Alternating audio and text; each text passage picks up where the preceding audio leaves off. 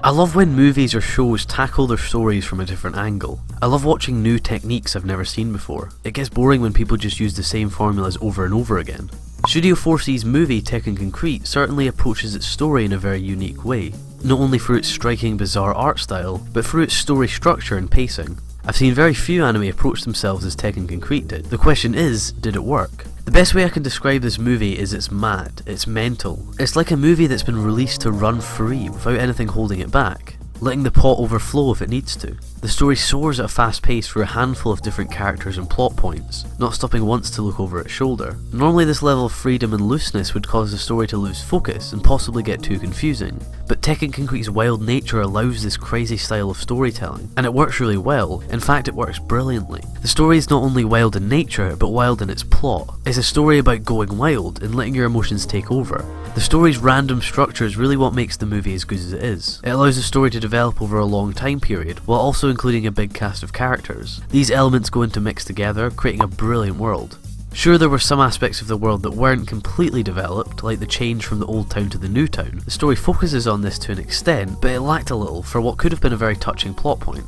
Things like why our characters are like what they are were not that developed either. Despite this, it didn't take away from what was well done. The relationship between the various levels of characters was great, from the people we were meant to root for and the people who were meant to root against. Though it wasn't as black and white as that, the story created feelings of sympathy and dislike towards all the characters. We were never necessarily given a solid group of characters to dislike and to like. Each character had their own wrongdoings and imperfections. Due to the aforementioned crazy structure of the story, it could hop between characters and storylines quite easily, without feeling too unconnected. This ended up clicking everything together to make a brilliant web of characters. The use of using certain characters at certain points in the story was great, adding a level of hidden organisation into the story. For example, the Grandpa character came into the story at points where the story was focusing on the relationship of the two main characters. The main antagonist came into the picture when the story focused on the city, and the police and gang members came into the story when it focused on tragedy or confrontation. The characters were really the highlight of the show, especially the two main characters, whose performances were spectacular. Brilliant writing and well-planned development led the viewer to have a strong connection to the pair. They started off with a very positive situation, then created a very negative situation, which is pretty standard, right?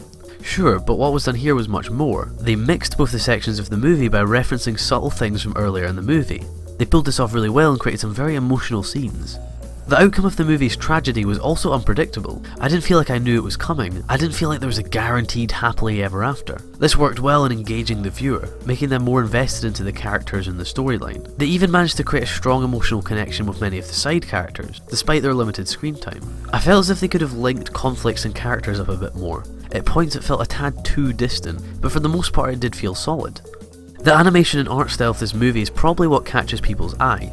Much like 4C's other projects, they used a unique art style. Character designs were minimalistic and looked more hand-drawn. This allowed the animation to look more smooth, especially in the fight scenes. It looked a lot more realistic than the normal art style, which gave them a lot more room to build on the world's style and feel. The visual design of the city was great. It was beautifully detailed and seemed as random as the story. Despite being a city, it felt very natural. It looked like a jungle of weird architecture. Everything seemed run down, but it didn't look gloomy. The city looked vibrant. This made the storyline of people wanting to keep the city as it is more engaging. The animation prospered the most during the action scenes. Not only the animation, but the choreography and cinematography worked flawlessly together to create some outright amazing action scenes. The vibrant animation made movements look smooth and alive, while the cinematography captures the action in a breathtaking fashion. They used a lot of unique camera shots, especially for a 2D animated movie. Due to the nature of 2D animation, it's hard to make shots where the set moves around. They ignored this problem in Tekkonkinkreet and done them anyway. They pulled this off to such a high quality that I didn't even realise it for many scenes. To pull off such a dynamic shot style with such a 2D art style is very impressive. I loved the visuals of this movie more than anything. It perfectly encapsulates everything from the weird world to the emotional state of the characters. Top marks from me. The sound was given a similar amount of attention to the art, rich with an enormous amount of style and overflowing with atmosphere. Just listening to one of the tracks can give you a brilliant feel for the world. They're jam-packed with different styles and sounds, even mixing contrasting styles into the same track. It's not your normal soundtrack that has a set number of songs all to be divided neatly into sections of instruments. Instead, everything is shoved into one pot and stirred around until everything is mixed into one beautiful soundtrack. From bongo drums to orchestra, the soundtrack has everything mixed in, brilliantly fitting with the rest of the story. Tekkonkinkreet was a brilliant mix of styles and emotions. It done a really good job of creating something new, something unique, making something so stylized. It was really beautiful. The story maybe missed a few opportunities, but overall it wasn't disappointing. The characters were really engaging and it managed to approach the world from different angles. This movie is bizarre, but a successful bizarre. So thank you very much for watching my review of Tekkonkinkreet. If you enjoyed it and want to support my videos, then please click the like button and subscribe. And if you want to watch more of my videos, you can click any of them on the screen or visit my channel.